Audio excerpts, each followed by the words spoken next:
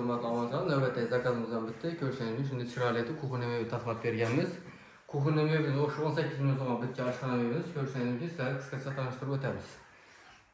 Kapuchino svet bilan yog'och svetda ishlaganmiz. Stollarni yaxshisidan dastlashli stollarda qalinlarni ishlaganmiz ko'rishingiz mumkin. Mexanizmlar tandem mexanizm bo'ladi. Ishlari MDF bo'ladi. Ko'rishingiz sifatli, garantiyali tortmalari mustahkam bo'ladi. Yan tarafında mo'ykalarni yaxshisidan qo'yib berganmiz. Bu yerda savatlar ham bor, bu yerda gel idishlar ham bor. Yan tarafda esa mo'ykaning tengida chiroyli etib musor idishlarni qo'yib taqab bergan. Mo'ykaning ustida suv shilkalarni qo'yib berganmiz yana.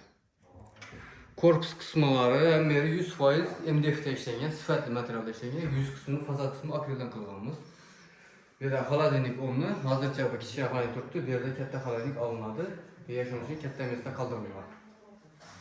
Bezrучка variantda ishlaymiz. Ko'rishingiz mumkin, chiroyli dizaynda, turetskiy variantda ishlaymiz. Hozir trendda bo'lib turgan dizaynlardan.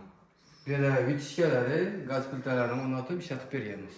Yan tarafimizda esa mikronovka, bu yerga pechka uchun masda qoldirganmiz. Bu yerga endi gaz qo'yiladi. Tak, bu yerda gaz balon, propan uchun masda qoldirgan. Ustilarini shunday chiroyli etib, to'mish etib, baland etib ishlab berganmiz. Bizlarda mebel zakaz etsangizda, xudo xolasa, borib o'lchab berish, dastavkasi hamma ichida bo'ladi. 1 yil servis xizmatimiz ham bo'ladi. Misol uchun mexanizmlar buzilsa, quloqlar buzilsa, bizlarda 1 yil servis xizmatimiz ham bor. Kimga shunday mebel kerak bo'lsa, o'zimizga murojaat etasiz, xudo xolasa chiroyli cho'tga taqlab beramiz.